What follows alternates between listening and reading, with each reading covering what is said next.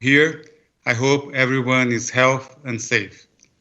Welcome to the 2021 Suzano Day. Before we start, I would like to share with you some additional information related with our future.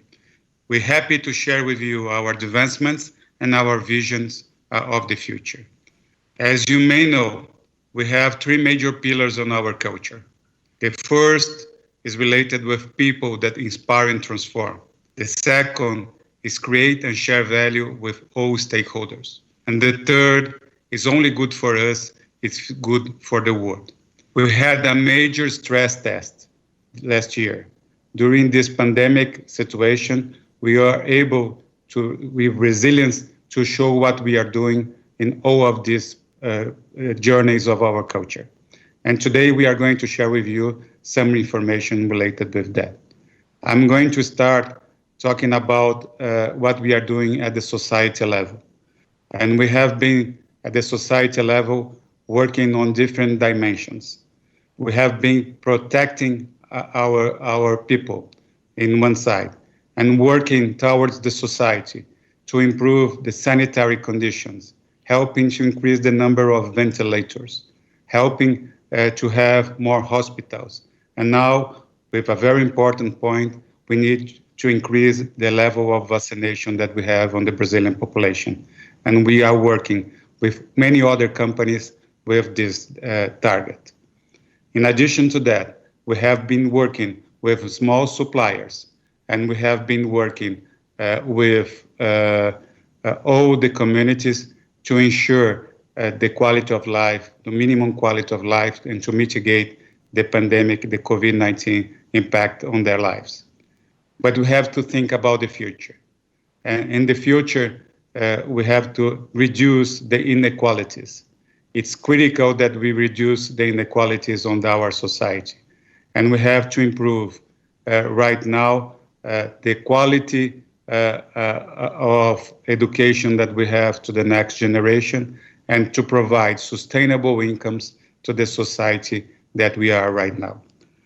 At the company level, we have been working with resiliency, with supportive and competitiveness and capacity to adapt on different scenarios. We have been working, and a very good example that we are doing right now is what happened on our paper business. On the paper business, we have been working to mitigate the impact that we lost the volumes on the second half of last year, second quarter of last year, sorry, and we had a V-shaped recovery on the second half of last year, outpacing our competitors. And we did that, increasing the volumes that we have with our e-commerce. We had 8 full times the volume that we have 1.5 years before. And we have been improving on that, targeting 54% of our direct sales on the e-commerce. In the society level, we have been working guided by our purpose. Our purpose is critical, and we have been working, renewing life using trees as a base of that, planted trees. And we believe that we have several categories that we are working and we are going to share during this presentation we are doing. And I'm sure that the message will come across to all of you during this presentation. But it's much more. We have been working using trees as a base of the future, to replace other materials, to do many other products, and we are going to share with you with trees. And this could be a major impact on our society. And this everything is based on our purpose. And now I'd like to invite you to watch a video about our purpose. Suzano's relationship with trees goes back to the time when we were just a seed. And without a doubt, trees have much to tell us. We just have to know how to listen.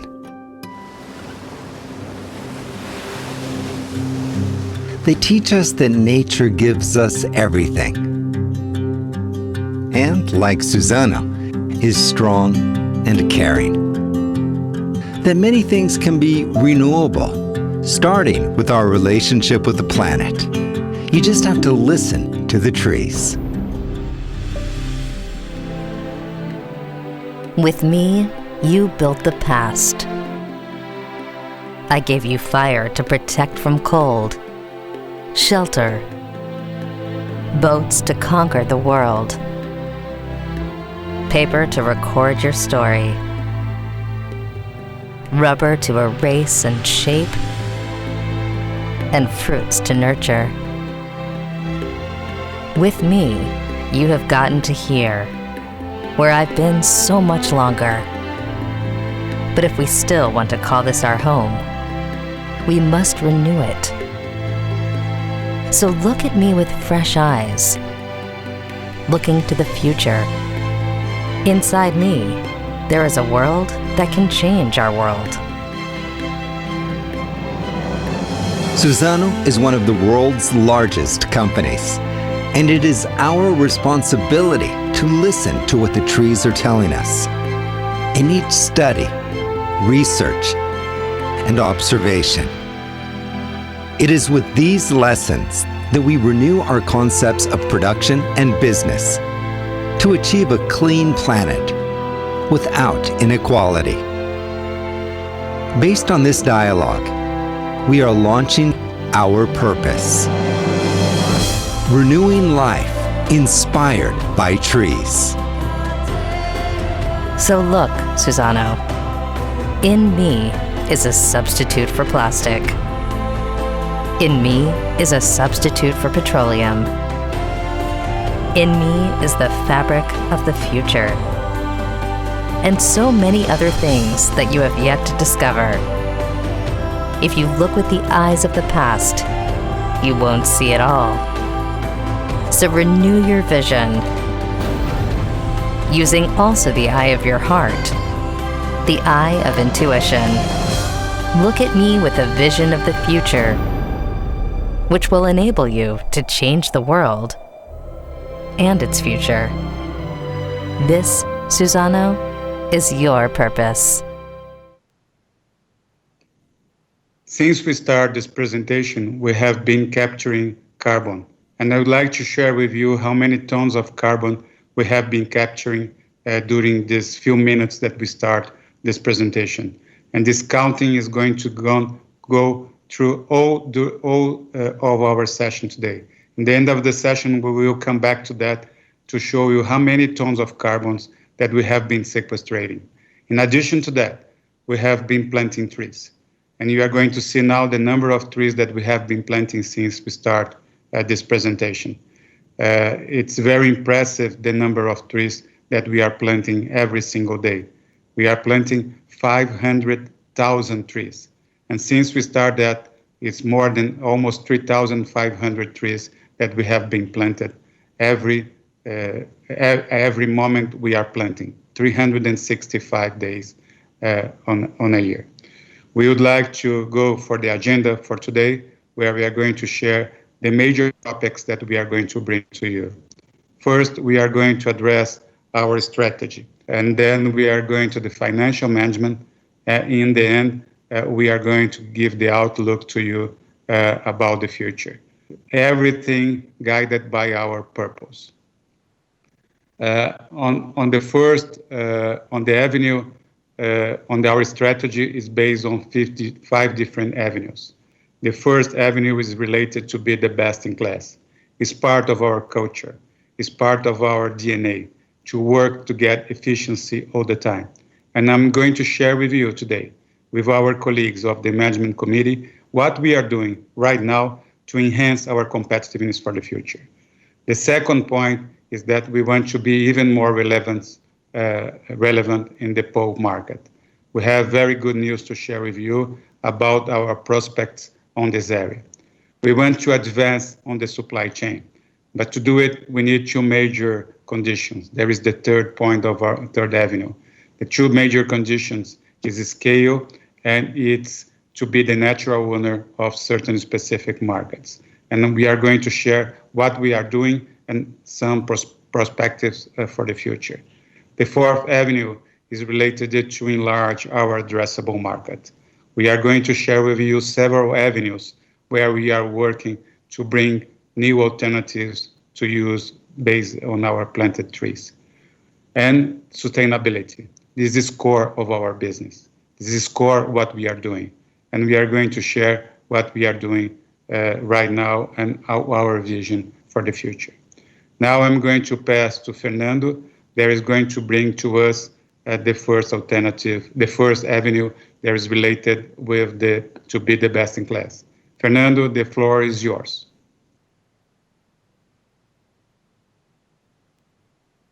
Thanks, Walter, and good morning. It's a pleasure to be here. Hope you are all doing well, even in these trying times that we're facing. Some of you should remember that at Suzano Day held in 2020, we talked about digital forest and biotechnology. After 1 year of work in these areas, I'd like to share with you two outstanding examples of the progress we have achieved during last year. The first example deals with a new digital system called Tetris. This system is a digital groundbreaking tool for the forest sector. And what is so special about this tool? It allows generating numerous scenarios to define the best clone environment match. In other words, now we have a much more precise tool to allocate our clones, the right clone at the right environment. This is a powerful action to reduce the risk of forest plantations related to climate change. Using analytics and big data tools through Tetris, we are now able to anticipate and mitigate climate change risks. At the bottom line, we are reducing the potential volatility in forest productivity, which is very, very important, as we all know. In addition to that, in the 2021 plantations, we estimate gains of around 2% in forest productivity, which is meaningful, considering that our productivity is already quite high. Of course, such gains are another big contribution to reduce our average forest to mill distance. Beyond that, this is an action anchored in our purpose of producing more using less natural resources. The second example of technological progress has to do with something very advanced in forest biotechnology. We're talking about bioinformatics and molecular markers. It's worth mentioning that this is a new milestone in forest breeding. As you can see in this animation, we work to map the DNA of our main clones and identify molecular markers that correlate with traits of commercial interest. Just to give you an idea, we currently have about 300,000 candidate trees for cloning in our field trials. This is a competitive differential for Suzano, as we probably have the largest eucalyptus genetic improvement program in the world. The question is, how to select the best trees among so many options? Molecular markers are the answer for this because they are a powerful tool for that, as we can, for example, fast eliminate inadequate candidates. We can also make a better selection of the trees that will be the fathers and the mothers of the next generations in our tree improvement program. And of course, we can apply a much more accurate selection of the clones that will be used for commercial plantations. Do you want to see a practical example of this? We can see in this next slide.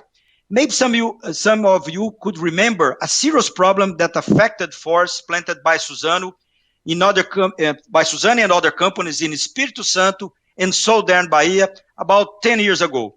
That problem was called physiological disturbance. That was not a disease, in fact. It was the result of poor adaptation of some clones to climate change.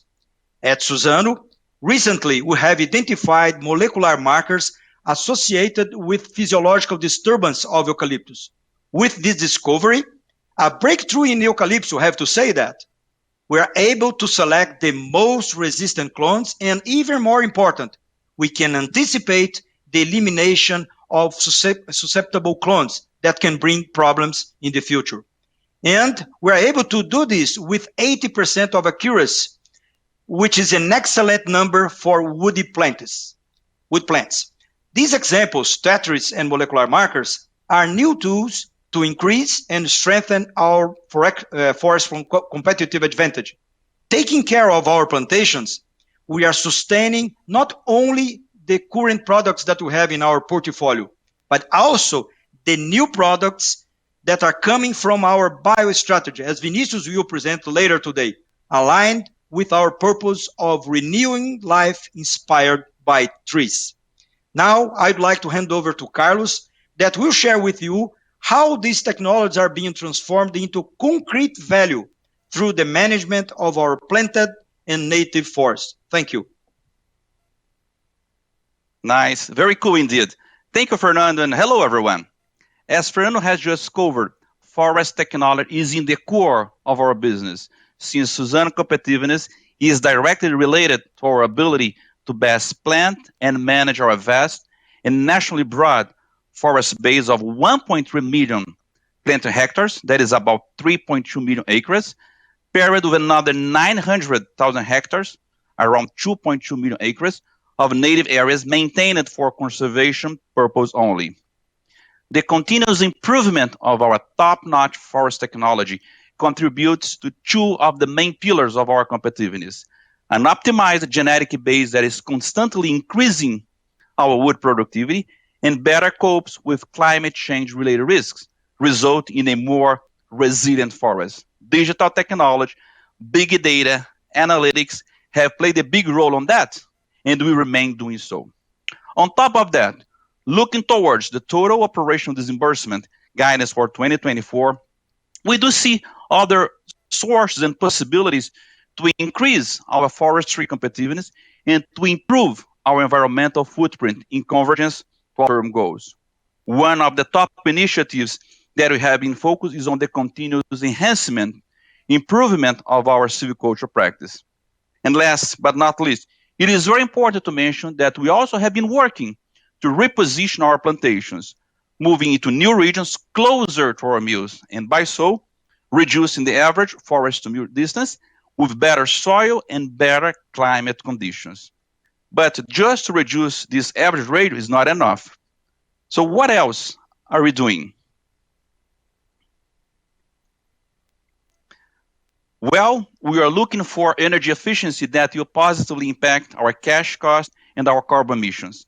Let me bring you here as an example the 6-trailer truck currently running at our Três Lagoas mill, and which will be soon expanded to our Mucuri operations as well.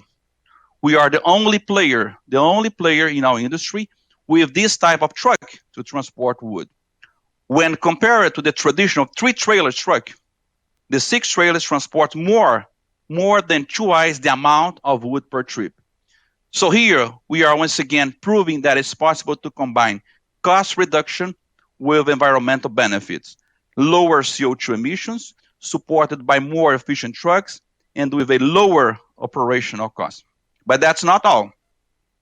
We're also expanding our lighter trailers fleet and develop new ones with more transportation capacity. Alternative fuels like natural gas and electric trucks are also being studied and developed. Not to mention the autonomous vehicles, which could also become a reality in our operations. The future is quickly coming to our forests as well. It's all about innovation.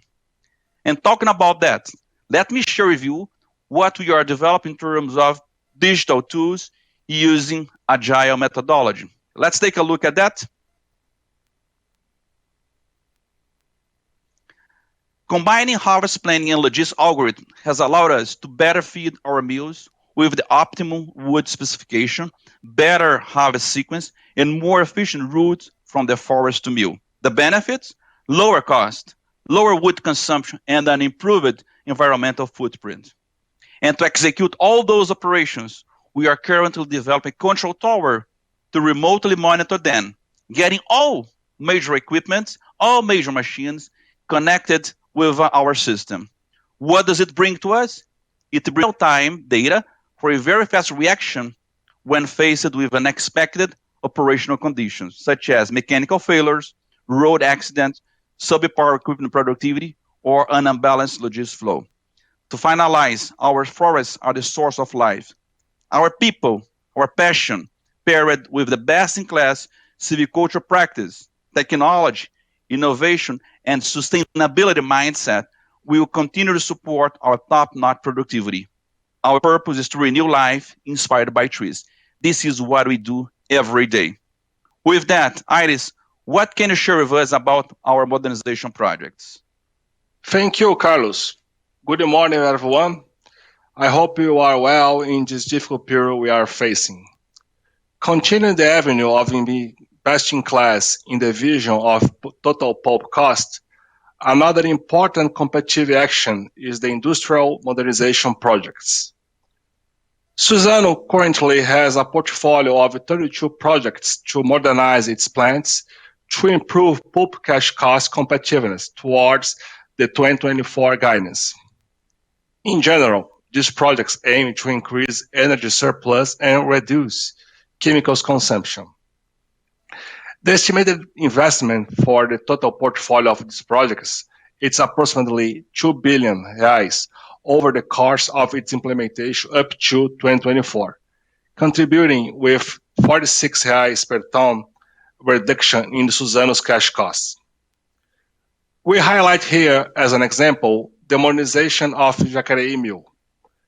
This project aim is to replace the existing bleaching system with a more modern one, reducing the consumption of chemicals and generating greater efficiency in the use of the steam generated in the process, which associated with a retrofit on the power generation park will reshape the Jacareí mill from net consumer of electrical and natural gas energies into a net energy exporter.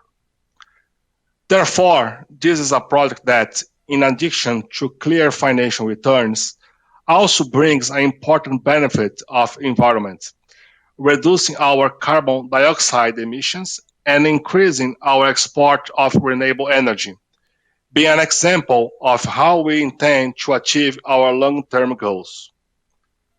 Suzano is constantly evaluating opportunities to implement modernization projects, always respecting our financial policy and the best capital allocation decisions. Looking more specifically on how Suzano is advising on its competitiveness in the pulp business, let's move to the next slide. When comparing the total operation disbursement of 2020 with the previous year, we are able to achieve a reduction of 6.5% or 102 reais per ton, despite the FX pressure of 142 reais per ton based on 30% depreciation on the Brazilian reais against US dollars, which in return mostly impacted the freight and SG&A component.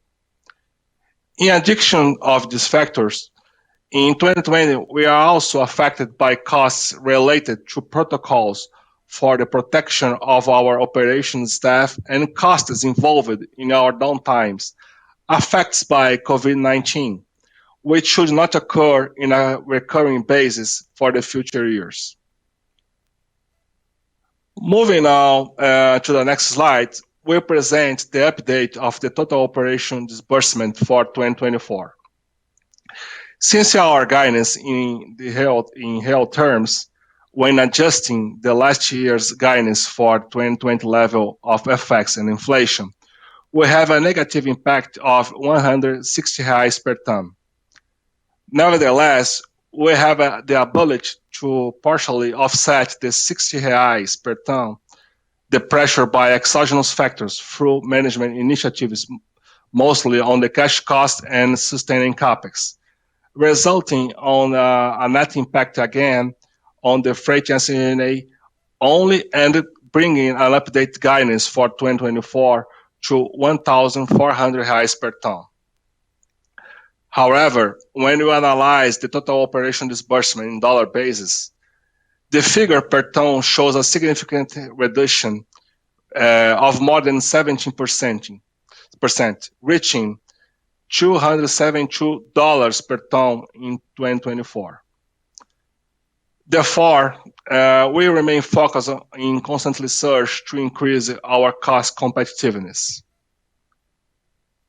Moving now to another very important topic for Suzano, I kindly ask for a license to switch my speech into Portuguese to talk to a Suzano's employee about diversity and inclusion. I am proud to be a sponsor of the LGBTI+ group at Suzano and very happy to call your special attention at this moment. Em estruturas robustas com grande diversidade regional, a criação de ambientes amigáveis e seguros para os colaboradores LGBTI+, é um grande desafio. Da Suzano, dentro do Grupo Plural, trabalhamos com muita ênfase na conscientização e educação dos nossos colaboradores em relação ao tema. Eu, como sponsor desse grupo, acompanho de perto essas ações. Vou pedir então para a Elo, líder do grupo, comentar com vocês algumas delas. Olá, Aires! Compartilho agora algumas experiências e frentes que temos em relação a este tema. Bom, lançamos no início de 2020 uma meta que busca alcançar um ambiente inclusivo para LGBTI+, onde todas as pessoas possam de fato se sentir acolhidas, respeitadas e seguras para serem quem realmente são. E nós revisamos a metodologia de mensuração desse tipo de ambiente, passando a abranger também todos os grupos de afinidade da Suzano. E tivemos como resultado 92,4% de percepção de ambiente inclusivo por colaboradores LGBTI+. Também ampliamos nossas ações de comunicação e engajamento voltadas ao tema, alcançando cerca de 1.000 colaboradores e mais de 3 milhões de pessoas online. Agora continuamos investindo em atividades educativas sobre o tema e também em melhorias na autodeclaração de pessoas LGBTI+, aqui na Suzano.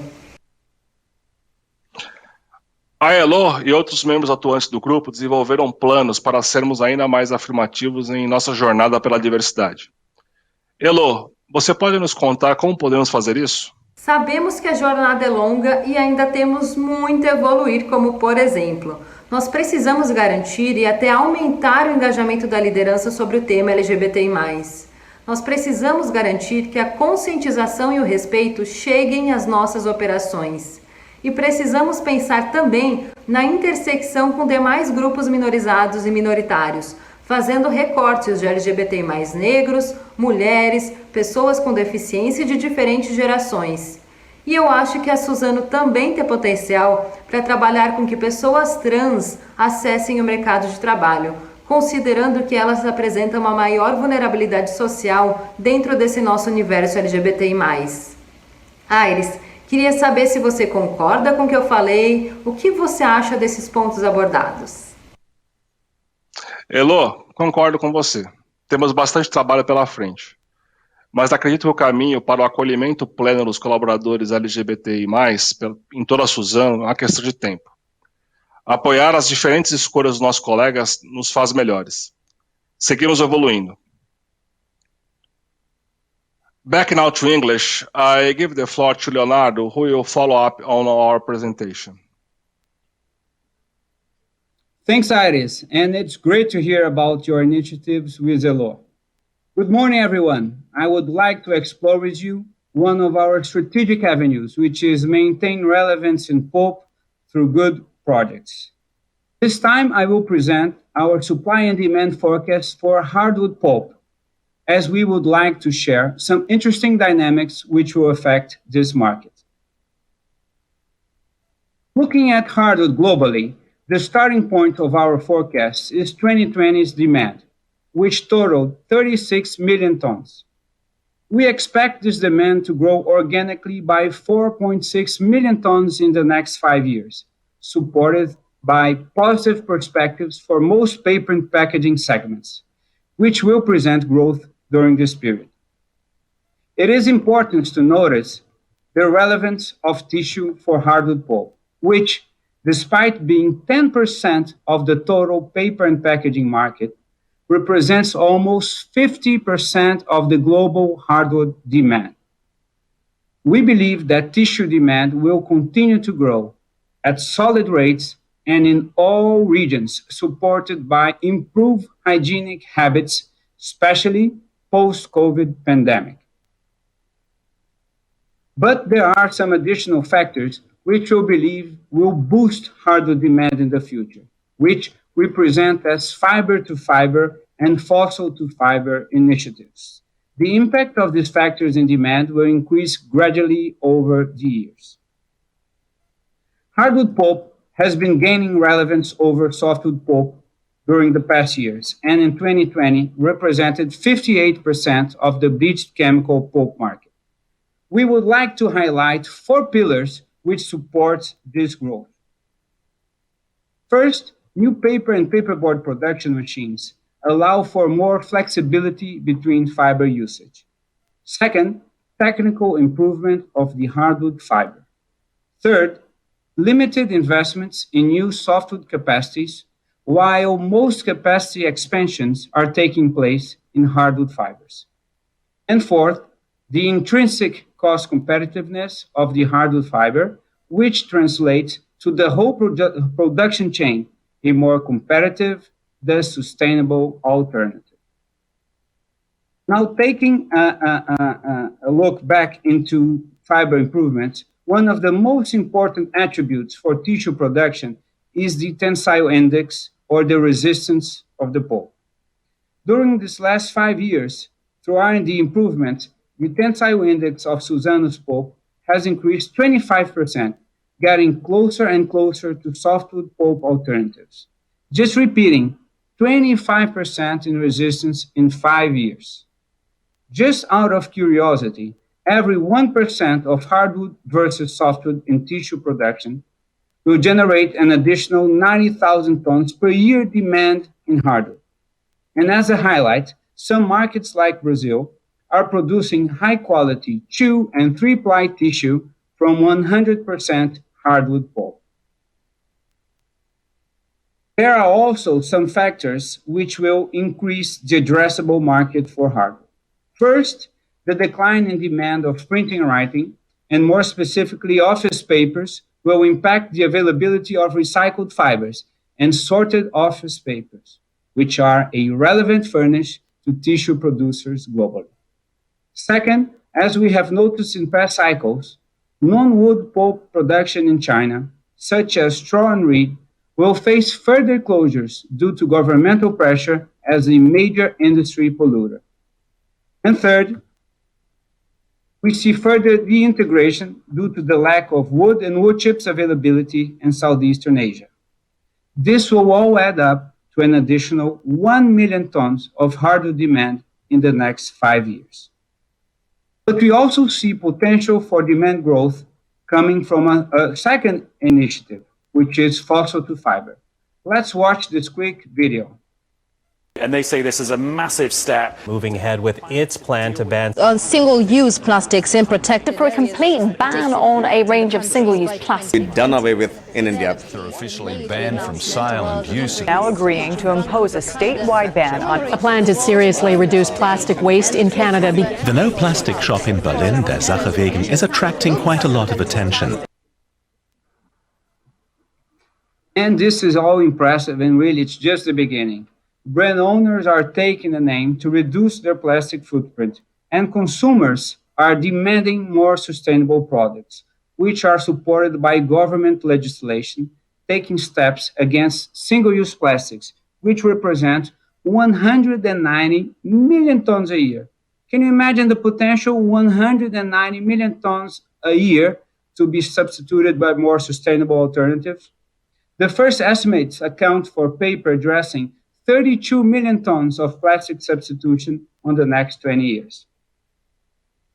Such being the case, we are considering in our demand models a 4.6 million tons organic growth and an additional 1 million tons of fiber-to-fiber opportunities, reaching 41.4 million tons demand by 2025. In our estimates for 2025, we have not considered any incremental demand from plastic substitution, which can certainly unleash future potential demand for pulp. Now, looking at the net hardwood capacity and considering the confirmed project so far, we estimate that there will be approximately 3.4 million tons of additional capacity in the next 5 years, being the three main projects Arauco Mapa, UPM Paso de los Toros, and Bracell Star, for which we considered 30% paper-grade pulp for up to 2025. Our estimates also take into account further closures in hardwood production, as we have seen in past years. Here, I would like to call your attention for some risk factors. Risk factors which are generally not considered and which can affect the balance of the market. These factors are climate change's impact on wood availability, high technical age of some critical equipment, limited maintenance and modernization capex, especially in this last cycle, high-cost producers continuity challenge, and fiber availability impacting pulp production in British Columbia and Southeastern Asia. These unplanned stoppages are increasing over time and will further affect the dynamics of our market.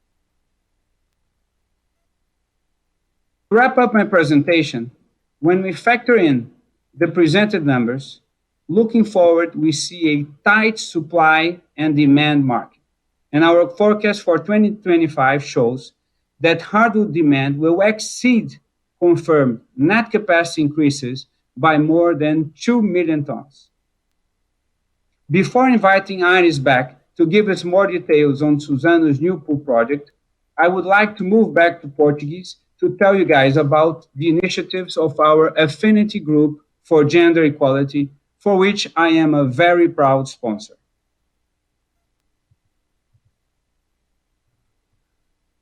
O Grupo de Afinidade Mulheres da Suzano tem a função de aumentar o número de mulheres na nossa empresa, assim como aumentar o número de mulheres na nossa liderança.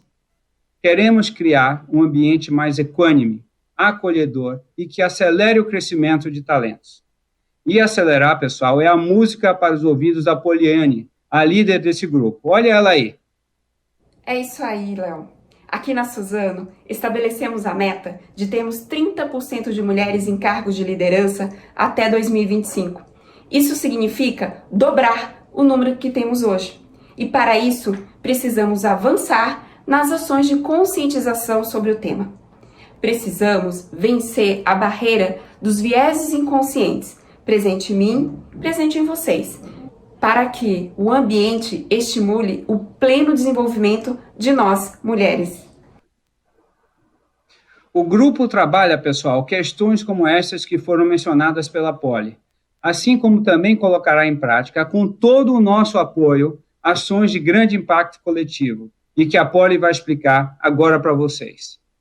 Exato.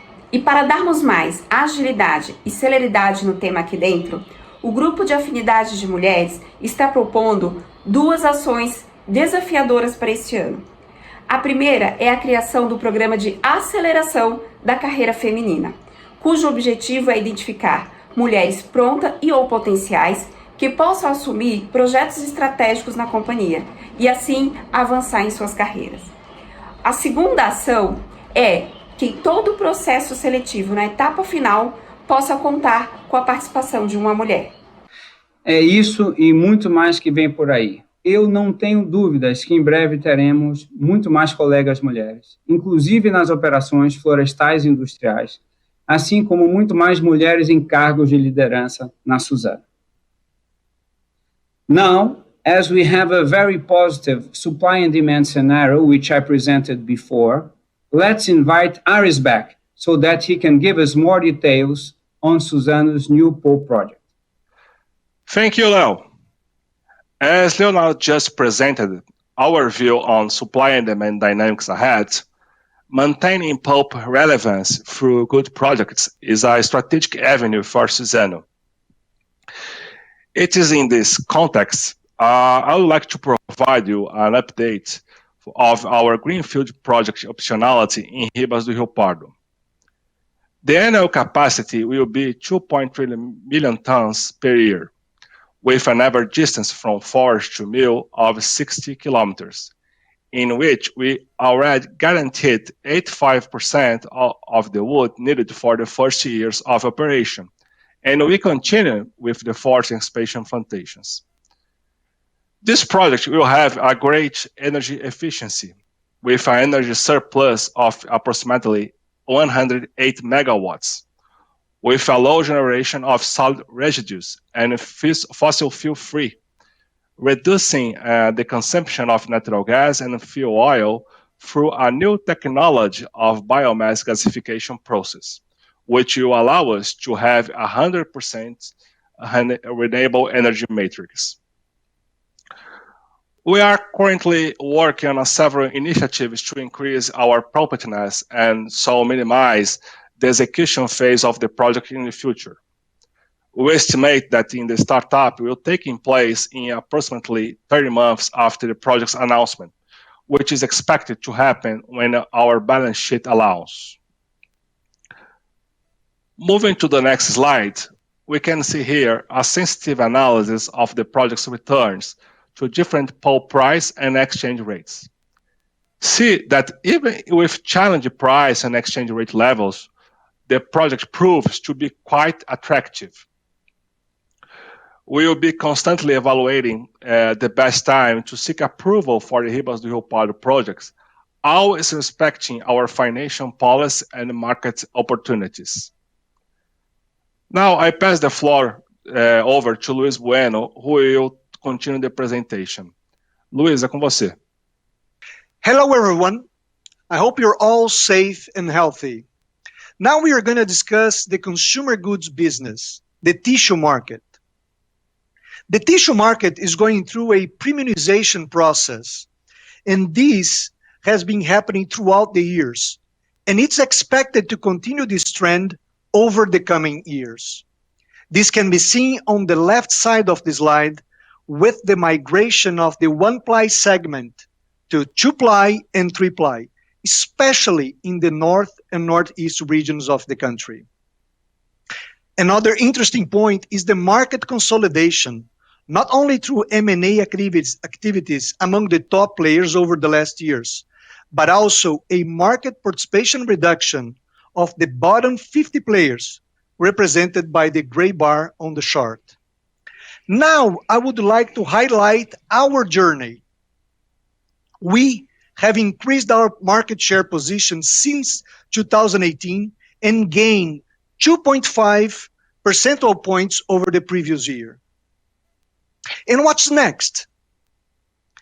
As you can see, we continue to advance with the start of our new plant. This is the 50th plant that we launched, and the launch was made this month in the south of the Espírito Santo state. This new plant will increase our total output by 30% and bring new products to our portfolio with the introduction of the three-ply product.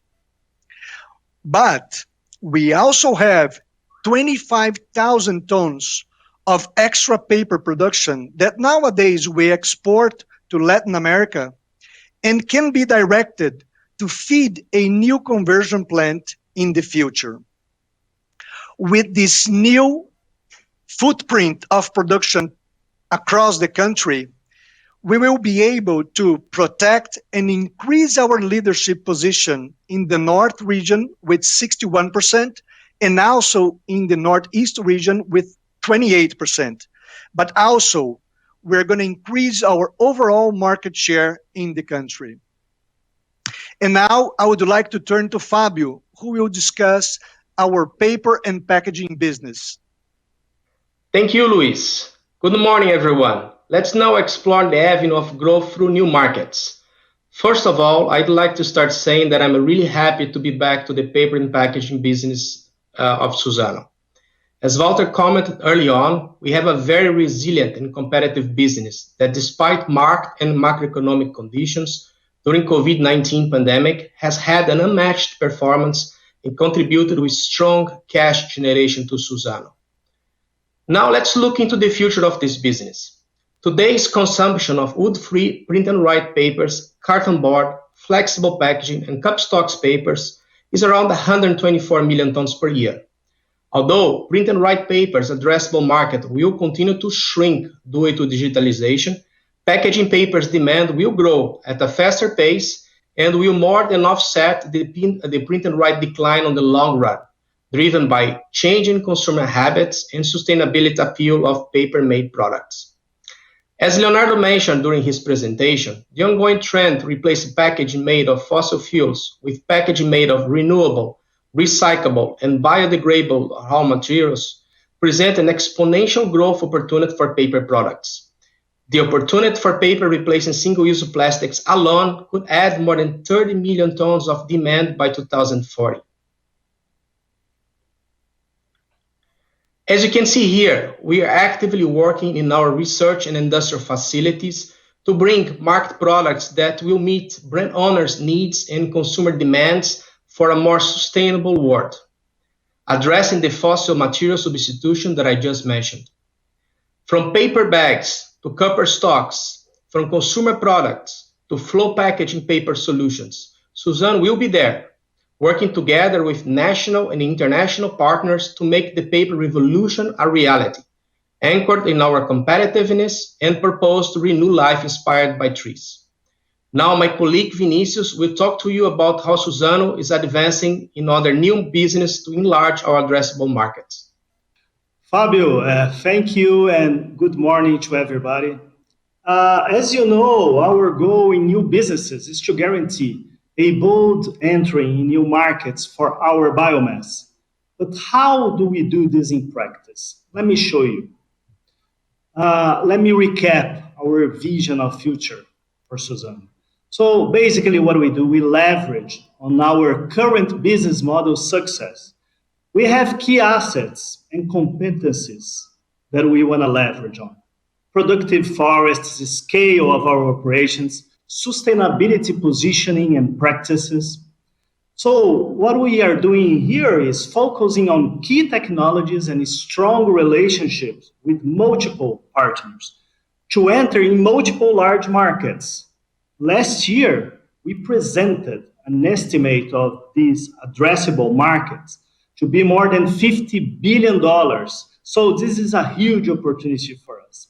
So today, let me just give you an update on two of these lines that are advancing the most. First, our textile initiative. As you know, we are developing a disruptive and highly sustainable textile fiber. As part of this effort, we announced the JV with Espinova. But what is this JV? Let me remind you. Our business model is formed by two parts. First, the production of MFC by Suzano in a dominated technology.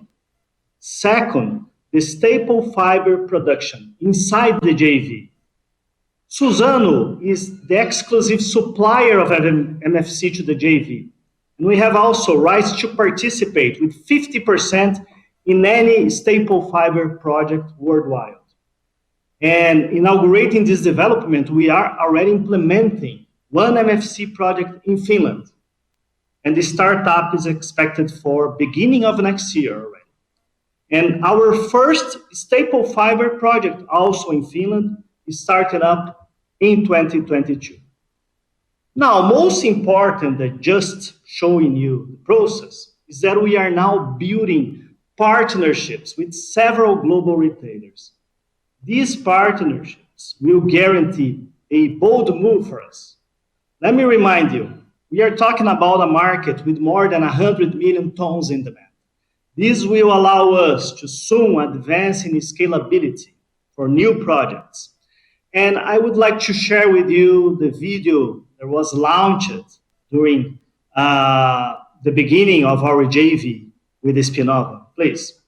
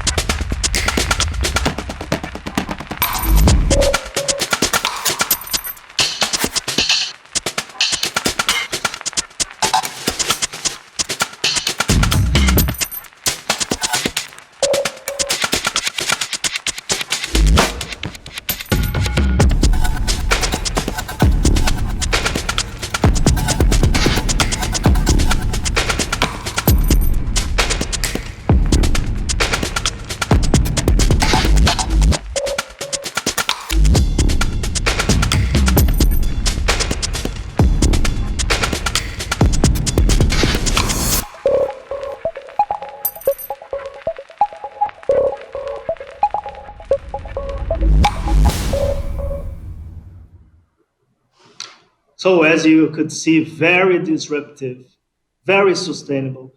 We are really glad to have this JV format.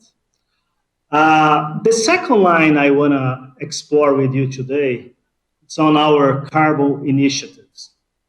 So let me show you this map. More and more countries are building regulations and trading platforms. If we see here in green, these are the regions and countries that have already implemented trading platforms, carbon programs. And if you see in orange are those that are considering to do so, Brazil included. But what is exactly the potential that we have in this market? So let's take for a minute here the current stage of carbon credits transitioning in the market today, around 100 million tons of carbon per year. When we just take into consideration commitments made by large companies, we see that we have up to 2 billion tons already committed until 2050. And if we consider experts survey, we see that this can go up to 4 billion. So we are talking about 40 times what we have today in the market. And Suzano is ready to contribute with projects to address this demand.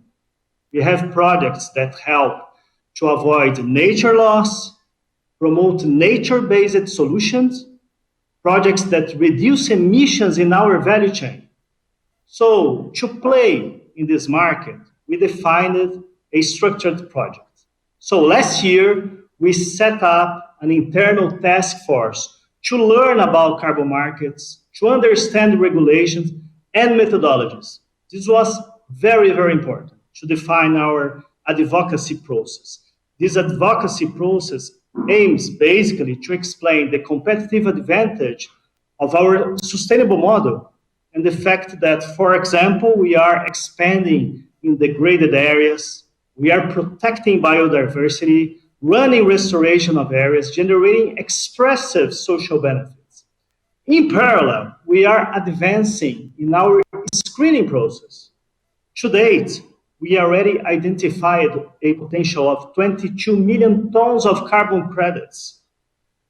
But implementation is complex, takes time. So we are bringing partners willing to co-develop projects with us and trying to advance the monetization of these credits. And guys, since we are talking about carbon sequestration, now I think it's a great moment to check how much carbon we have sequestrated since the beginning of our event. Please. So, great numbers. Now I call Walter to talk about our next avenue. Walter, please. Thank you very much, Vinny, about your presentation. I think we have been seeing a lot of E and S initiatives during this presentation. I think it's very clear there is embedded in our process ways to mitigate carbon emission, ways to sequestrate more carbon, ways to increase and address the problem of social problems that we have, the inequality problems that we have in our society. And we have been touching as well different groups of specific groups, such as, and we will address the other one, Black, women, LGBTI plus, and people with disabilities. And then we are trying to do everything very connected on our business. This is the reason that we have been going through the E and S during the presentation. And now I'm going to touch the G with you. And the G is very important that we have been improving a very robust governance on our sustainability criteria. We have been working, starting with the board of directors and working with the other levels and layers of the organization with very robust communication. In addition to that, we have been working, and I'm very pleased to mention to you that every single top management member of our administration have at least one KPI on their variable compensation. Everyone, at least one. Many of them have more than one, but at least one. We have been working this since 2020. and 2021 is the same. Then this is part of our governance to do it in the future. Now I'm going to share with you how we are doing with the ESG rating agencies. Since we merged, we did not answer many of the questionnaires of the rating agencies. But in 2020, we have been dealing with this issue. And we have been very clear improving our rankings and our ratings on different agencies. I'm going to challenge these agencies right now because we want to have more clear on their metrics and more uniform criteria to be done. But even so, our target is to be the benchmark, and we will work on this goal to be the benchmark of the industry. Looking for our long-term goals, we have been working on several dimensions and with full transparency. You can go in the internet right now and check on our web system all the metrics that we have, all the evolving that we have on every single specific metric and the targets that we have for everyone. And now I'm very pleased to announce to you that we are going to have an additional goal on the next ESG call. There is in the coming weeks, we are going to have a ESG call that we are going to announce our target on biodiversity. There's a very important criteria that we have been seeing that we are enlarging the number of criteria that we are doing, and we are going deep and deep more to have better metrics and to have better KPIs and to full transparency with the public. Now I'm going to pass to Marcelo Bacci, that is going to present to us the financial management. The floor is yours, Marcelo. Thank you, Walter. Good morning, good afternoon, good evening, everyone, depending on where you are in this very complex world. I hope you're all safe and healthy. As my colleagues mentioned before, we have a firm belief that sustainability and efficiency are convergent. Our developments in sustainable finance are a clear example of that. Since the beginning of our journey back in 2016, we have been pioneers and protagonists of sustainable financing, developing new ideas the whole time.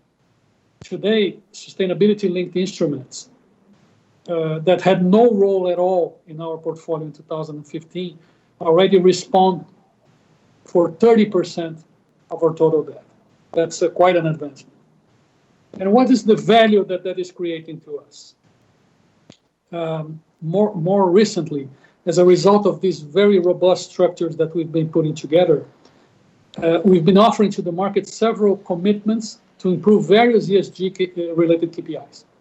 This has been allowing Suzano to command significant negative premiums on our cost of capital, what is the market is calling the greening.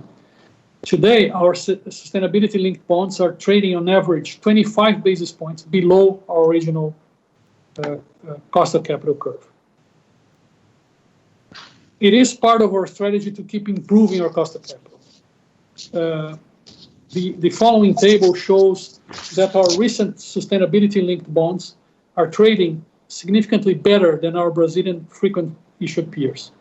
We still lag behind some players from other jurisdictions, and our goal is to have the best cost of capital in our industry. We believe we deserve to have the best cost of capital in our industry since we have the best possible position in terms of operational cost that puts us in a very positive position to manage the cycles of our industry. We are very happy to see that our efforts are being recognized by the market and also by the rating agencies. Today, we're a solid investment grade from all the three major rating agencies with a stable outlook. So where we're headed to, we've been improving our credit metrics in a robust way, even in low price scenarios. If you look at what we did in 2020, we had a very low price of pulp during the year, and even so, we reduced our total debt by $1.2 billion and also reduced our leverage. The year of 2021 is set to be a very important turning point for us.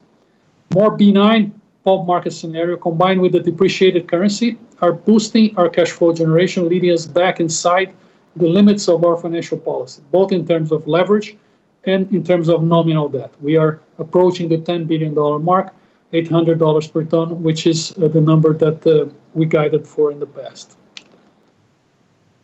We are fully committed to our financial discipline, and we will continue to run the company within investment-grade standards. The robust cash flow we're generating this year will allow us to deleverage and also to develop a new growth cycle. The free cash flow will be first directed to reducing indebtedness, but will also be sufficient to finance our plans showed before by my colleagues on the 5 avenues of growth that we have, and hopefully also allowing us to resume payment of dividends in the coming years. All based on a very robust and strict financial discipline. Before turning back to Walter for his closing remarks, I'd like to switch to Portuguese for a moment to touch on a subject that is very dear to me, race equality. I'm the sponsor of this affinity group at Suzano, and my colleague Ananda is the group leader.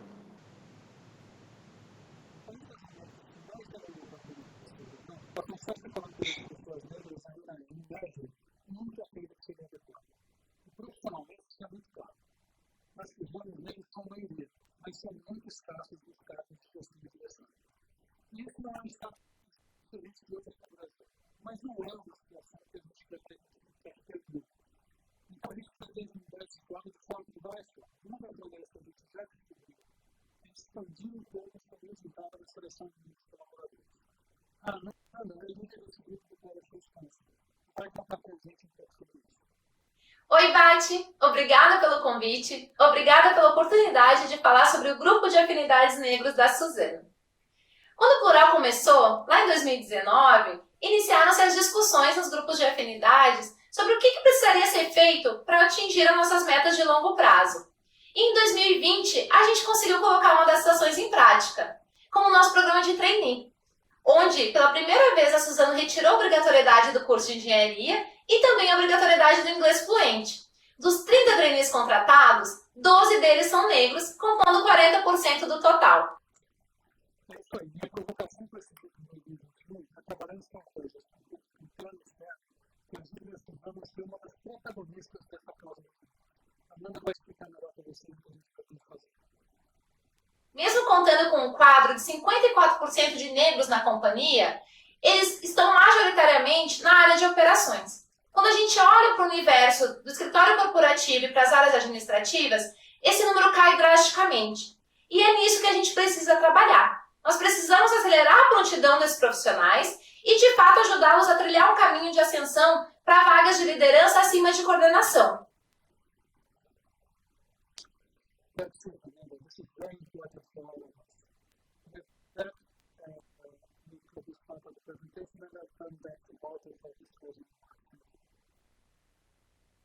We believe there is a bright future ahead of us, that Suzano can be very well prepared for this future.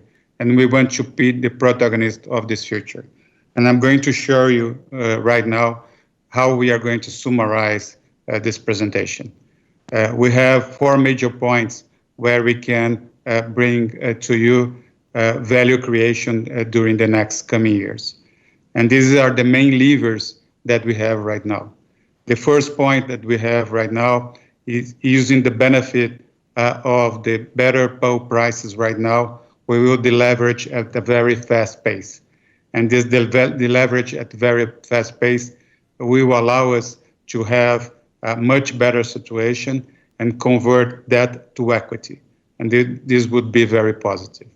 As we may see during the very dense presentation that we make to you on every single avenue for the future, we have several value creation projects. And these projects will bring, with our track record of operational track record that we have been doing for many years, and our very financial robust balance sheet that we have right now, we would be ready to proceed with these projects and have a major value creation to our stakeholders. The third and not less important is that we will enlarge our addressable markets. As many of Luis Bueno, Fabio, Vini made the presentation, we will enlarge our addressable market for the coming years. And with that, we would be able to have a much broader perspective in terms of growth. And last but not least, we want to have a cost of capital reduction. With our financial discipline, with our policy of looking for amplifying our leadership, and our constantly targeting on ESG, a green new market, as Marcelo Bacci presented to you, we will be able to reduce our cost of capital, and hopefully, with better work, we will have higher multiples and create value to our shareholders as well. Then, with all of that, we have a very strong basis and the base of our purpose, renewing life. Now, I would like to go and to revisit our carbon sequestration during the last 1 hour and 10 minutes. Let's see how much was our carbon sequestration. And these are the numbers. We have almost 1,300 of tons of carbons in the last just 1 hour. What we are doing, we are carbon negative, and we are going to be even more in the future. And let's see the number of trees that we planted during the last hour. And it's very important, the numbers of trees. As I mentioned before to you, we have roughly 500,000 trees a day, 500,000 trees a day that we are planting every single day. A lot of people are telling that their targets for the future is to be carbon negative or carbon zero or carbon neutral. We are carbon neutral today. We are very happy to tell you that we are contributing to the society, contributing to everyone. Now, let's go for our Q&A session.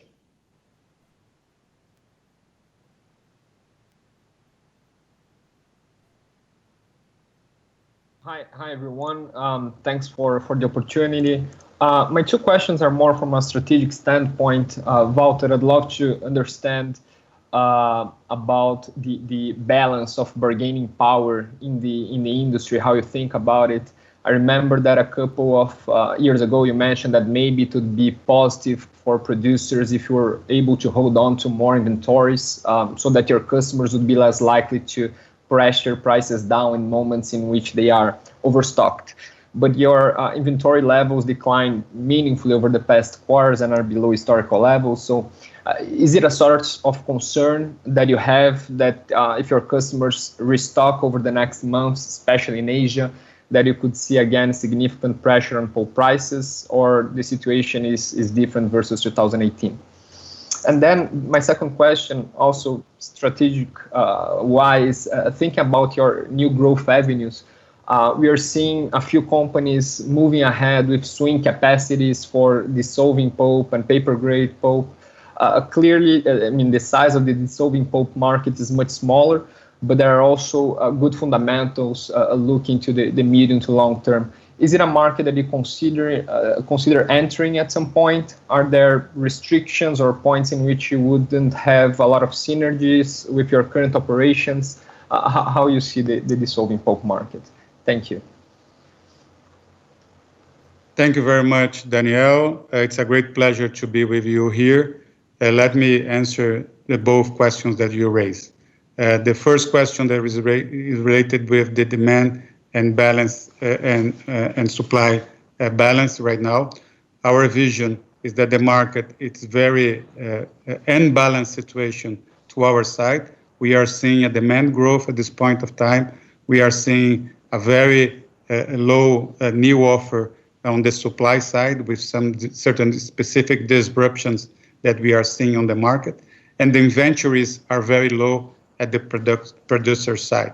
And we do not believe that they would be able to increase their inventories during this year. After the new projects coming on stream, end of this year, perhaps the situation is going to be different. But during this year, we are very confident that if we do not have any specific disruption in terms of demand related with several waves of COVID, we would be able to have a very good market during this year. The second point that raises related with the dissolving pulp. We could consider the possibility to enter in this market. This is not something out of our radar.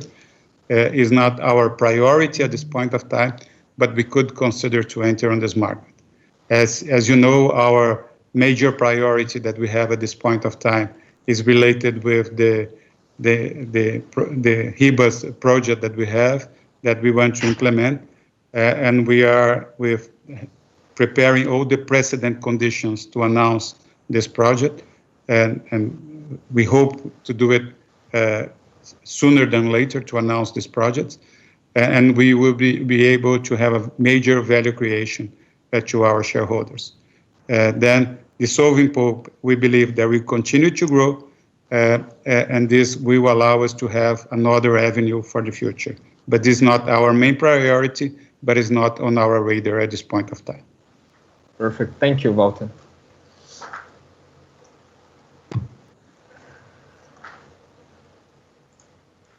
Good morning, everyone. Caio Ribeiro here from Credit Suisse. Thank you for the opportunity.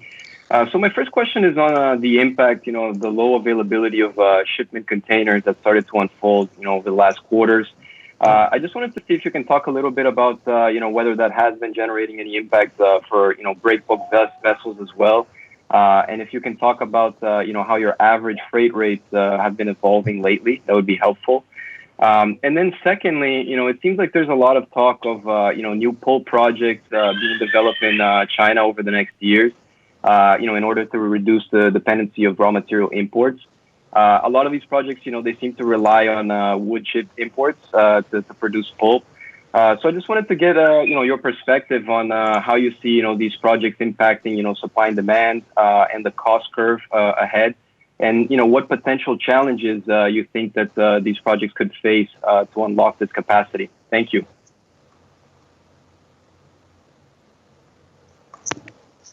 So, Caio, thank you for your question.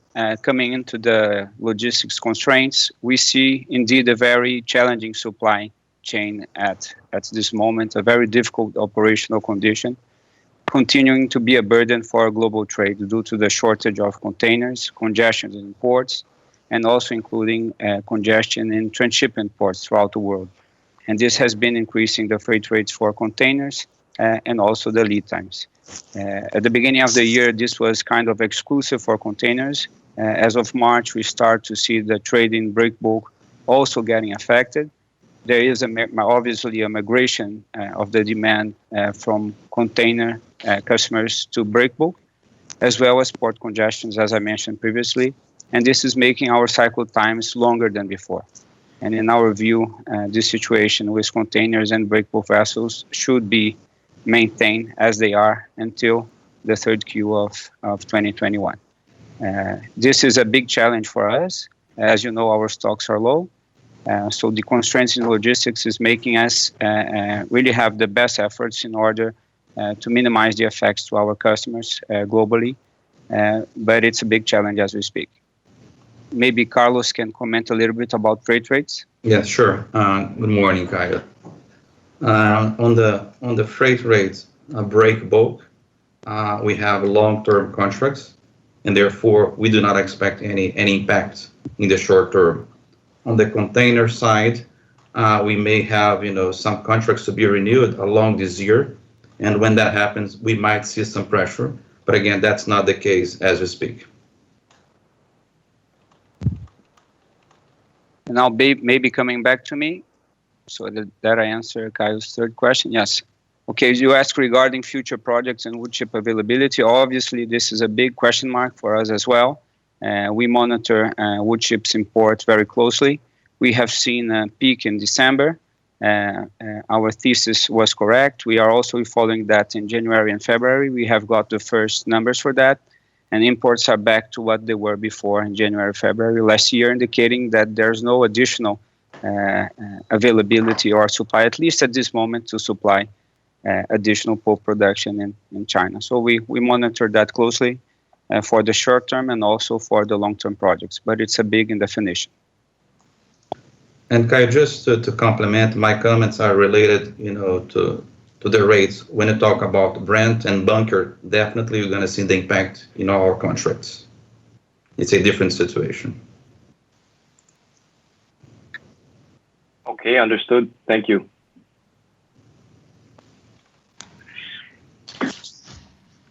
Hey everyone, thanks for taking my question. Rafael Barcelos here from Santander.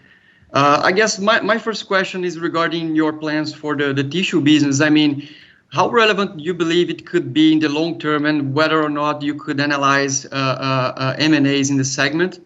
And secondly, just a follow-up question regarding the Ribas do Rio Pardo pulp project.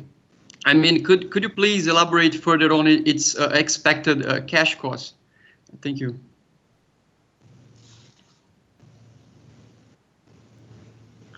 Rafael, thanks for your question.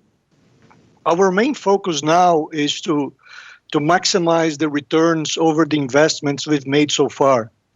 We've invested in this business close to 1 billion reais in M&A and also building new plants. So our main focus now is to maximize the running all these assets. But we are constantly analyzing options to grow in the Brazilian market, be it organically. We also have options to grow organically to increase our reach in the country, but also inorganically. So we are constantly monitoring those two options to be able to grow even further in the country. Rafael, thank you very much for your second question. I'm going to bring to you one additional information related with the project in Ribas. I'm very pleased to tell you there is going to be the lowest cost of our system. We are not going to give guidance to you, but it's very easy to get the information. Our average distance from the forest to the plant is going to be around 60 kilometers. There is completely different from the 156 kilometers that we have on the structural future basis of our operations right now. In addition to that, we are going to have a high power plant, and we are going to export a lot of energy, much more average per ton than other plants, and it's going to be a free fossil facility. Then we are going to not have the costs of oil that sometimes impact on our costs. It's going to be extremely low cost, the lowest on our system, but we are not going to give guidance on that. Thank you, Rafael. Okay, great, thanks.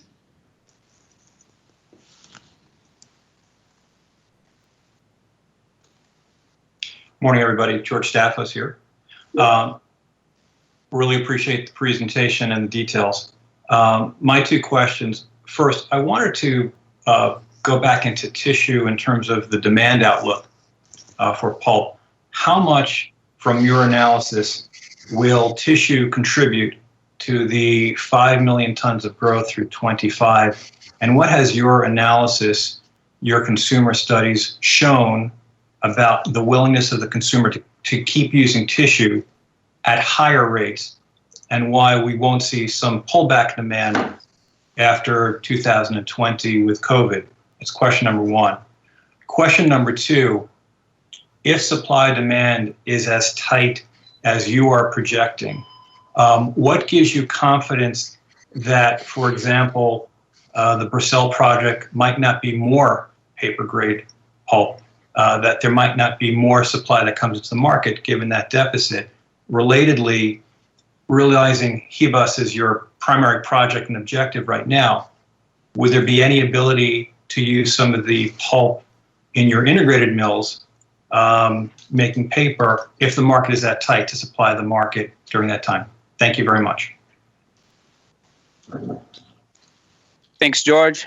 This is Leonardo here. I will try to answer both questions.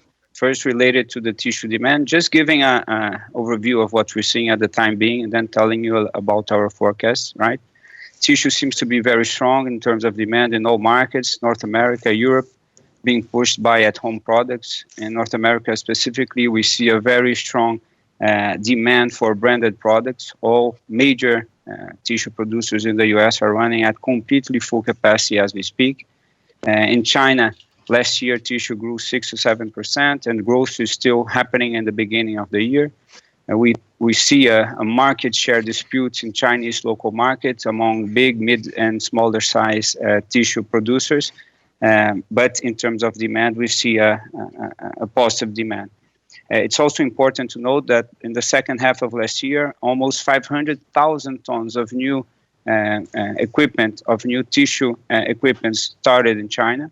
And this year, there is a forecast of more than 1 million tons to start as well. So our analysis is that obviously there are several mills and groups supporting and very positive regarding this growth in demand for the future. And in tissue as well, it's important to consider fiber substitution. And that's where we see most push from our customers trying to use the advantage of the long spread between fibers to substitute their softwood supply by hardwood. And this is also helping our demand a lot. In the model that I presented in my presentation, roughly 70% of that growth comes from tissue.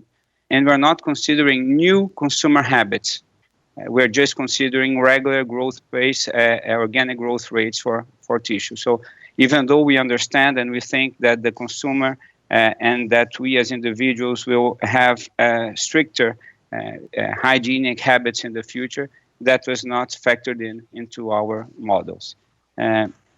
You asked us about the confidence about Brazil moving back and forth from dissolving pulp. Today we see a very favorable market for dissolving pulp with very interesting price levels.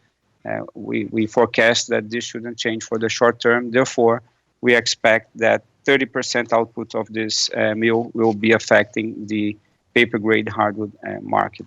And last but not least, you asked about if we could further integrate to increase paper production. As we speak, all our machines, all our paper and board machines at Suzano, being printing, writing, paper board and tissue, are fully integrated and at full speed as we speak. So there is no additional capacity of paper production or board that we could do and take advantage in our system. Okay.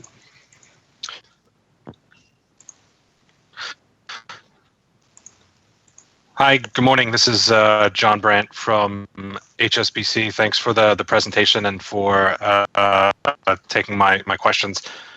Walter, first I wanted to ask you about profitability has obviously improved significantly with the recent price hikes.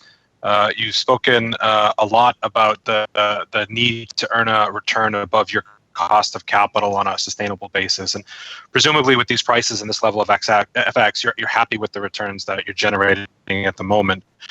But over the last, say, 3, 4, 5 years, we've also seen a lot more price volatility than we have historically. And I suspect that's less than ideal for both you and most of the customers. So I guess I'm wondering, what are your expectations for volatile prices going forward? Is this sort of the new normal that we'll have to get used to more volatility? And what, if any, sort of responsibility as the market leader do you have to try and decrease this volatility? And I guess my second question relates to the tissue segment. Previously you've said that, look, you're not in the business to be in this division just to be there. It needs to be relevant. So I guess how big do you think this division could get? Obviously, you're growing pretty quickly. And if you look at tissue companies globally, returns tend to be very strong, very stable. Valuations tend to be at a premium, at least compared to sort of pulp companies and more cyclical companies. So I guess, are there any plans for you to break this out? I mean, we've seen where companies that have really valuable divisions, but the market doesn't necessarily give them credit for this. So are there any plans to, or I guess, what are the plans for the tissue segment to really be able to realize the valuable asset that it is? Thank you. John, thank you very much for your question. I think it's a very relevant question that we have been bringing to you right now, is related with the volatility that is not very good for anyone on this industry. We have been showing to our customers that pulp volatility prices do not have benefit to the paper makers. When they have some lagging and some benefit when the prices are going down, but when the prices are going up, they have a huge difficulty to pass through cost increases that they have through the pulp business. Our intention and our ambition is to mitigate this volatility for the future. We have been working on different pricing structures that could allow to our customers to have a much better visibility for the future and much lower volatility. This is our aim. When the prices were at $460 level, everyone came back to me and said, Walter, you are talking about that, but you are biased because it's below the average price. Now the average price of this industry in the last 10 years is $610, and now it's much higher than that. We announced yesterday a price of $780 to April. Then it's much higher than the average. It's not, of course, we are going to have a huge benefit on the short term, but it's not beneficial for the market on the long term. That our aim is to reduce volatility, continue to be reduced volatility. That would be much better for us and for our customers. Now I'm going to pass to Luis Bueno, that is going to touch the second question. John, thanks for your question. Even though we want to build a scalable business, which is going to be relevant in the long run, the way we see it as we go generating value step by step. We started the business focusing on the north and northeast regions of the country.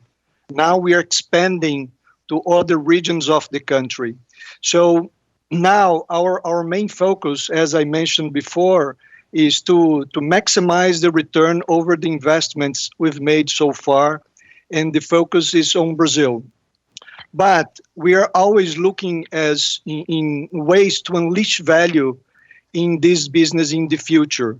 And we will consider in the future ways that we can have a better valuation for the consumer goods business, as you mentioned before, with the multiples that consumer goods business have, and how can we unleash this value for the Suzano Group.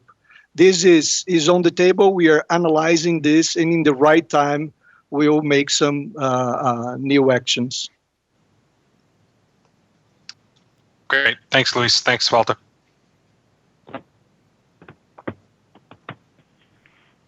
Good morning, everyone. Can you hear me well? Yes, perfect. Thank you, Thiago. Thank you, guys. Thank you for the event. My first question to Leo. Leo, could you, just going back about, the sustainability of the current cycle. We are seeing some paper makers increasing prices, but we are seeing particularly the tissue producers not being able to increase prices at the same speed that you guys are, right? So could you comment on what you're seeing there on the affordability of those price hikes that are really aggressive? I would say, of course, it seems the market is right in the short term, but the $100 or $60, $100 for price hikes per month have been quite aggressive. So just want to hear your thoughts about that. And then the second question to Carlos. Carlos, the average distance tariffs in 2024, 156 kilometers. Does that involve any large capex to land acquisitions, or that is strictly due to productivity? And if it does, I mean, is that already in your cap estimates? So how should we think about the trend and the initiatives towards the target of 156 kilos? Thank you. Thiago, thank you for your question. I'm going to try to give you a short answer, but I will have to walk through our view in demand and in supply, and then in paper pricings being announced by producers to be clear in our view. First, starting with demand. Demand is very solid and in accordance to all our expectations for all markets, right in line with consultants like Hawkins Wright, Barney Macleay, Fast Markets, which all share the same view as we do. And I would like to highlight some specific demands on some paper grades, such as packaging, which is going extremely well in all continents, and in China specifically ivory boards, which is a big consumer of bleached chemical pulp, Specialty papers are also booming in terms of demand everywhere across the world. And we believe these two grades are being benefited by the spending in non-durable goods, e-commerce, as well as the beginning of the plastic substitution, which I mentioned in my presentation. Printing and writing producers have been doing better and at higher operating rates than they had and did in 2020. And in China, the outlook for printing and writing is positive as the economy already starts growing. We have the increasing demand of printing and writing, and also there's a huge expectation for consumption of printing and writing paper due to the Chinese Communist Party's 100 years anniversary this year, and all the publicity and public material or advertising material which is printed. Going into tissue, maybe the most relevant for our pulp. As I mentioned before, demand is very solid worldwide. We see demand keeping up to what we saw last year. And in our view, this specific situation in China, which is important to understand so that when we talk about pricings, we kind of link to that, is that we see a very fierce market share competition in the local market between small, mid-size, and big producers. We don't think it's a matter of demand, but much more of this competition which is going on. That's why we listen and we read about one or other producer having higher or lower operating rates at the time being. In terms of supply, we saw last year in the fourth quarter a huge adjustment in terms of production due to unprecedented stoppages in softwood mainly. And this is continuing into the beginning of 2021. We saw the Arctic blast in North America and the effect that that had in American producers and Canadian producers, as well as unexpected operational problems in Europe, Russia, South America, and also in Southeastern Asia. So this seems to be a new trend that keeps coming on. And in our view, this is due to older equipment operating for a longer time, strict COVID protocols, the lack of and restrictions to specialized labor to be coming into the mills and operating this maintenance, unexpected issues found during the maintenance, which we can only see and observe once the mill is actually stopped, and unfinished procedures that were done industrially throughout 2020 with all the restrictions that there were last year. Now we're going to enter the spring maintenance downtime period for the Northern Hemisphere, and we expect that the maintenance schedules will be longer or will take longer than historically they did as well. So there is a big challenging supply issue, which when we add the logistics constraints, which I already talked about, makes all this even worse. And just in terms of supply, it's important to highlight again that as a hardwood producer, we are facing a very positive moment that we are actually being loaded by customers' requests, not only tissue customers, but across the board, across all uses in terms of how to increase hardwood over softwood in terms of their furnish. So this is also very positive in that sense. Now, looking into paper in our customers or in paper and paperboard pricing to understand how sustainable this chain is. There were very strong pulp increase announcements in China, as you all know. Ivory board now has reached the highest price ever in China. Specialties has also gone up impressively, and all printing and writing grades also have been going up impressively over these 4 first months of 2021.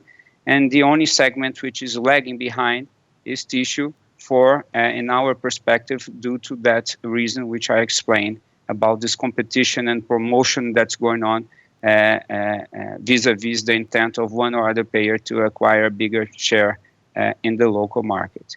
In Europe and North America and in Latin America, most producers have already announced price increases across the board for printing and writing, tissue, specialties, and paperboard. So we see that movement happening.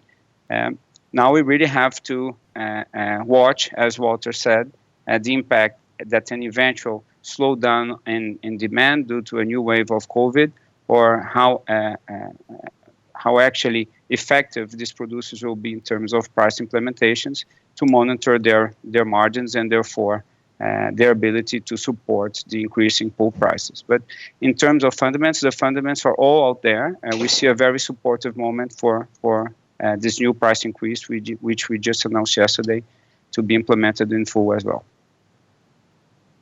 Hey, Thiago, good morning. To reposition our forest bases, we do not foresee, as we speak, any major capex.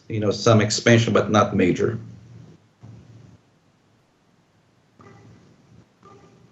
Okay, thank you. Thank you, Leo. Thank you, Carlos. You're welcome.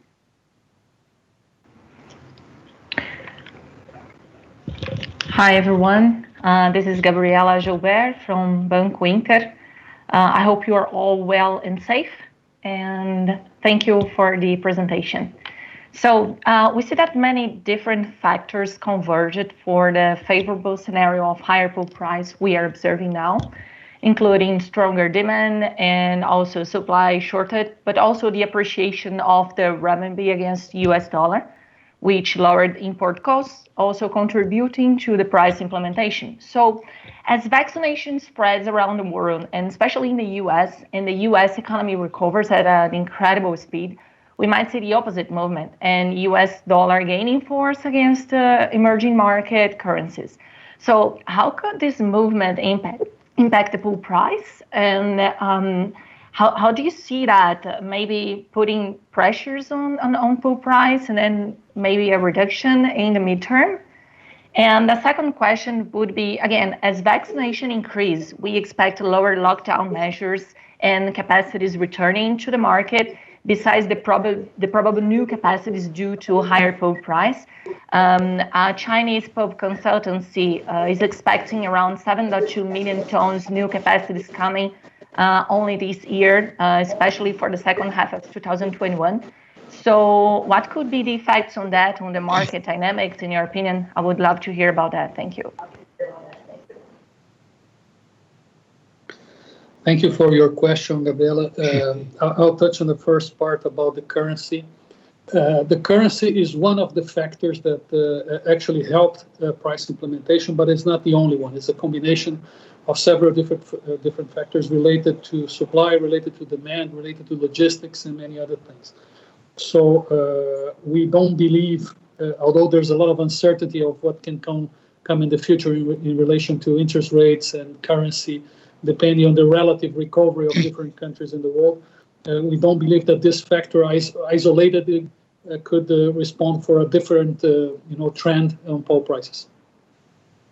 Can I just add to what Bacci says, Gabriela? Also, when we monitor the positive effects of vaccinations, we imagine and we expect that a bigger consumption will occur of all kinds of goods, non-durable goods.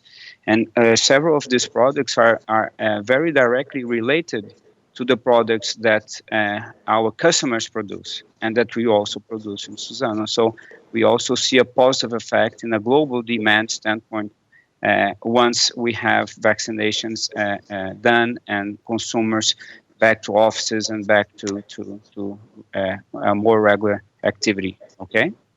So and in addition to that, Gabriela, it's very important to mention to you that at no moment during the COVID period, the operational rates of the several plants in the world was highly affected. Then we do not believe that we are going to have additional supply this year comparing with last year. Of course, end of this year, we are going to have the new projects coming on stream, as was presented by Leo. But at that point of time, we do not believe any major increase on the supply in the market. Okay, great. Thank you. Thank you.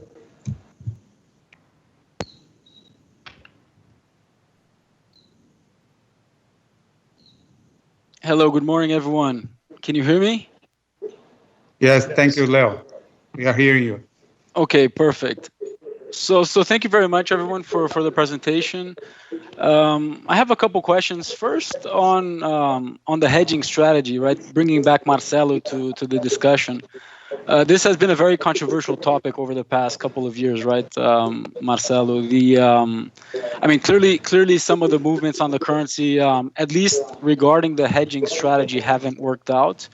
We're in the middle of a lot of volatility politically in Brazil, and we're heading into elections, 2022. apparently the electoral debate has been heating up again with two candidates already in pre-marketing campaigns. So I just wanted to hear your thoughts on if anything changes going forward with Suzano's hedging strategy, or we should still expect a similar policy and similar levels of cash flow protection from previous quarters. That's my first question. And the second question, more strategic, there has been a lot of debate, at least during this conference call and during this presentation, on tissue and the strategy behind growth in tissue. I wanted to ask specifically about Suzano's paper division, the legacy printing and writing division, right? I mean, if we consider the fact that Suzano's all in pulp and that new growth will be coming from pulp with Ribas do Rio Pardo, I just wanted to understand what exactly is the strategy. I mean, some people may consider paper at this point a bit of a distraction, given that maybe going forward the paper division will represent less than 5% of EBITDA. So if we can just talk a little bit about the strategy on paper going forward, especially given how big and the growing importance of pulp to maybe 95% of EBITDA. So those are my questions. Thank you very much, gentlemen. Thank you, Leo. Let me touch on the first part about the hedging strategy. It's important to have consistency in terms of financial management. And I think the robust way we've been looking at this point is an important part of the fact that we, for instance, are considered an investment grade company. Our hedging policy has two components. One is to keep our net debt in the same currency in which we generate cash. This is very important for us because of the long-term nature of our debt. We cannot foresee where the currency is going to be in 5, 10, 20 years down the road, where when the debt is going to come due. And it's very important that we keep the debt in the same currency in which we're going to generate the cash flow that will allow for the debt to be repaid. The second part, which is the cash flow hedge, relates to making sure that the company has enough reais to pay for its short-term obligations, being capex, costs, and expenses. This is also important since the real-based, BRL-based cash flow that we have is a negative one. We generate less BRL cash flow revenues than expenses. So we will keep the same policy. Of course, when the pulp prices get higher, the relative proportion of the hedges get lower, which is what we're seeing right now. But we intend to keep the same policy. And also, it's important to emphasize that volatility is good for us. We've been using zero-cost collars. We've been using this option structure to take advantage of the fact that in Brazil we always have relatively high volatility and relatively high interest rate, although the fact that the interest rate is a lot lower today but tends to get higher. This favors the strategy of using options where we can lock the downside and give up a small part of the upside. So we will keep using a similar strategy. We review this strategy on a yearly basis with the board, and the decision so far is to keep the same and to operate it according to our view of the market. Leo, related with the paper business, I would like to share with you some information. When I joined the company 8 years ago, the paper business had an EBITDA of less than 400 million reais. Now, the EBITDA of last year, on the very, very difficult scenario, market scenario, we had more than 1.3 billion. And I'm sure that this year is going to be even better than that. Then at that time, they were asking me exactly the same question. Why we are keeping this business? There is no growth. There is a secular decline in terms of consumption. But at that time, Carlos and after Leo, I'm sure that Fabio now will create ways to lever and to create value to our shareholders on that specific business. Of course, we have a plan B prepared if we have a major decline in terms of consumption of paper, to find other ways to generate value with that specific asset base. But at this point of time, we believe that we are very well positioned.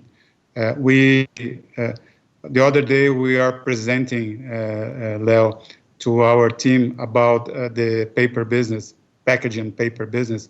and I was telling them that if we would be one business unit as a single company, completely spin-off from Suzano, that would be the 62nd company in terms of EBITDA in Brazil. Then it's a big business. Of course, it's not comparable with the pulp business, but it's a big business with very good return to our shareholders, and with positive prospect for the future as well.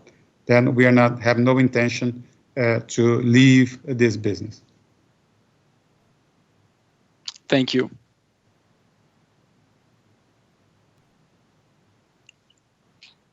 Good morning, everyone. This is Marcio from JP Morgan. Thanks a lot for giving me the opportunity to ask questions. My first question may be to Leo Grimaldi. Leo, we have been quite surprised by the recent price movement over the past years, not only the recent recovery since December, but also the decline in 2019, also the recovery back in 2015-16. So the question is, what can Suzano do or has been doing to try and anticipate this kind of movements and reduce surprises? I remember you once mentioned that you'd like to have more control of inventories of your clients to understand better the supply chain, or maybe invest in more business intelligence and analysis. Anyway, how can Suzano anticipate this kind of movements?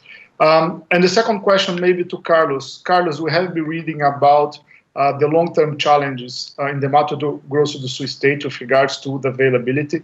I know you have secured most of what you need for the expansion, but I mean, it sounds like there is a more challenging competitive environment in Mato Grosso do Sul, and I just wanted to understand how can it impact your operations, both in Três Lagoas and also the expansion. Maybe to Carlos or to Iris, I mean, up to you. Thanks, everyone.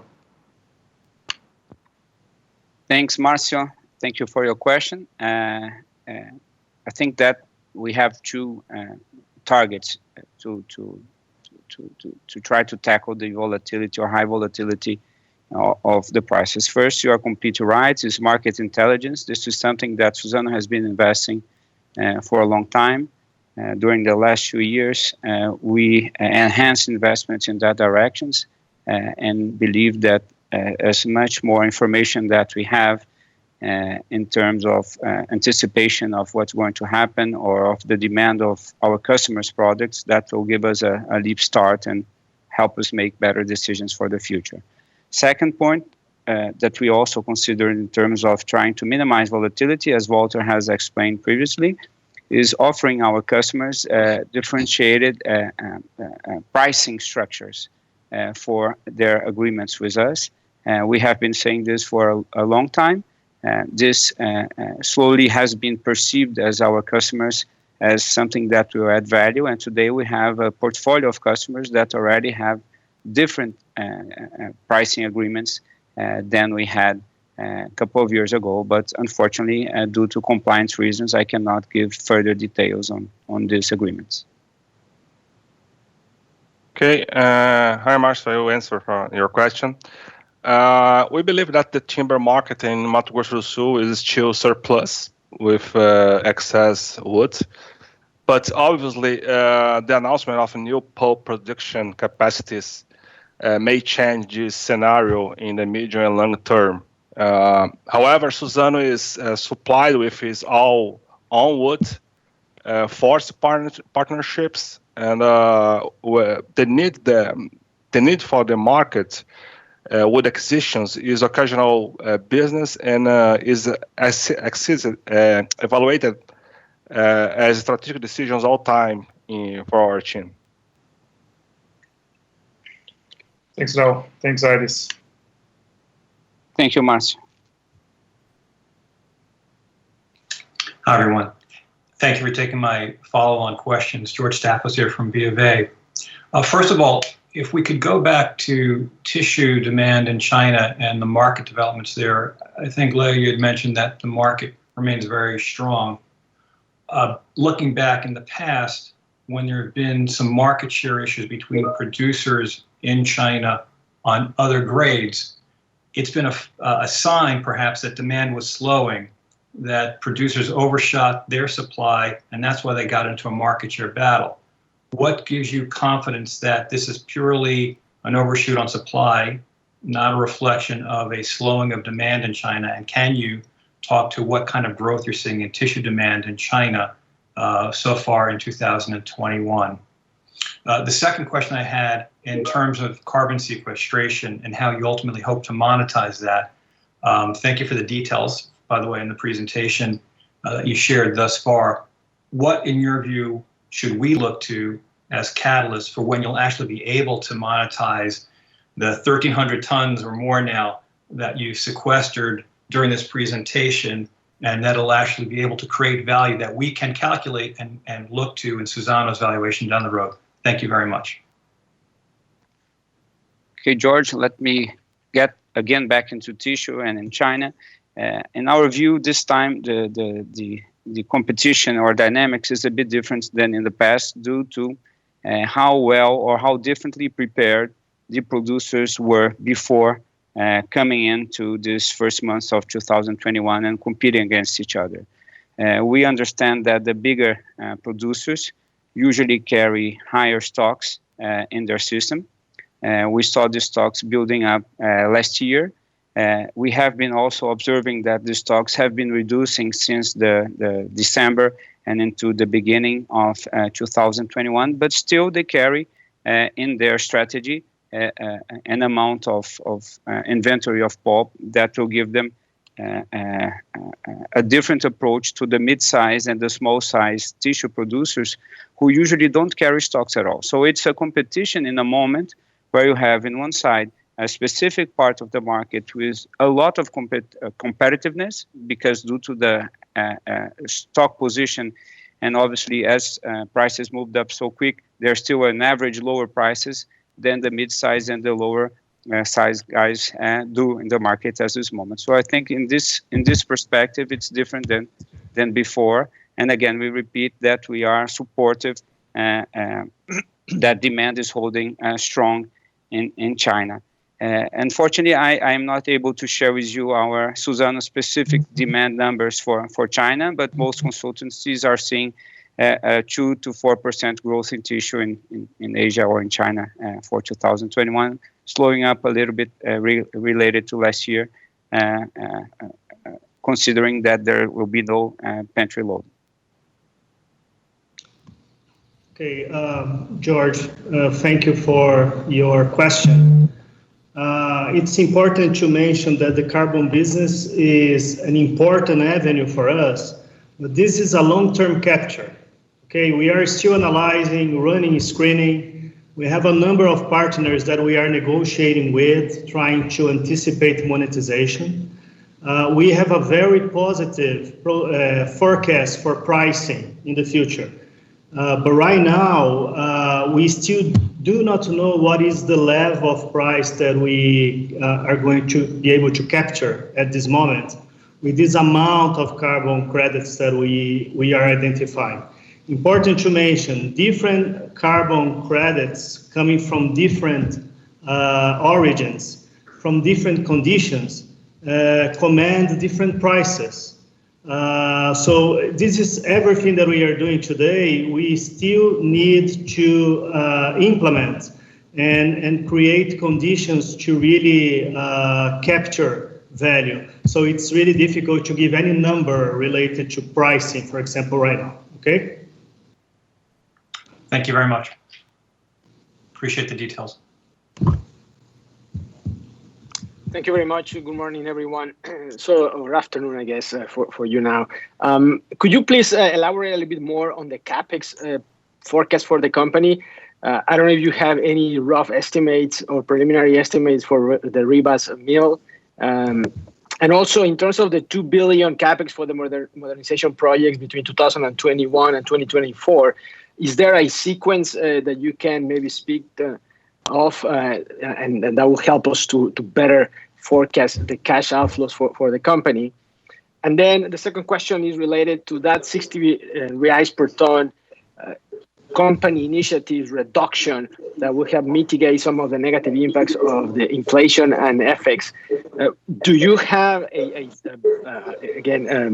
specific timing for when those kick in, given that the bridge or the forecast is until 2024?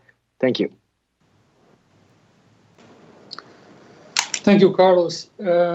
The CapEx forecast that we have for this year is capped because we haven't made any decision in relation to the new project in terms of its implementation. When it's time to do that, so far the actions that we're taking are minor and preparatory for project readiness. They don't impact in any material way the CapEx plan for this year. In terms of the modernization projects that Iris touched on his presentation, this 2 billion will come gradually in the coming years. A small part of them are already considered in the 2021 CapEx, but we're not ready at this point to share the specific timing of those projects, and they will be accelerated or not depending on our capital availability. Marcelo, in terms of the... Sorry. Go ahead. Sorry. Yeah. In terms of the Rivas project, do you have any preliminary range of potential CapEx? We do have, but we're not ready to share yet. Understood. Hi, Carlos. The 60 highs that we updated for our previous to 2024 is related with management initiatives that are in the improvement of our actions previously planned on the performance of the indicator in 2020, mainly with regard to cash costs and achievement of our synergies. We are constantly update our practice and analyzing if you can share between our meals and updating this number constantly. Okay, but so just to understand, the 60 real per ton has not been materialized yet, or is something that already happened in 2020 for the synergies? A material CapEx. It's a practice that we have in other plans that we are sharing and introducing new plans. It's something that we are going to get in the future. We have several initiatives on that, but it's not part of our cost yet. Yeah. And is this more? Should we understand this as more back-ended towards 2024, or is something that you expect to be a little bit consistent the delivery in the next 3 years? I understand your question. Your question now. No, it's part that we will deliver year by year. The reduced to 2024 is a total amount. All right, excellent. Thank you very much. All the best. Thank you. Thank you very much to all of you. We are getting to the end of our session. I would like to thank you for participation with us on the 2021 Suzano Day. I think we have been going through a very complete presentation to you about two major issues, about business and society. And we believe that the two issues have to go together. We can go now presenting the number of trees that we have been planting during this session. But more important than the trees that we are planting is what we are doing with them. We are renewing life. We are all the time creating ways to create value to all the shareholders, all the stakeholders. This is part of our strategy. We are increasing the return on capital employed to our shareholders. It's incredible the value creation that we have been delivering to our shareholders in the last many years, but it's not enough.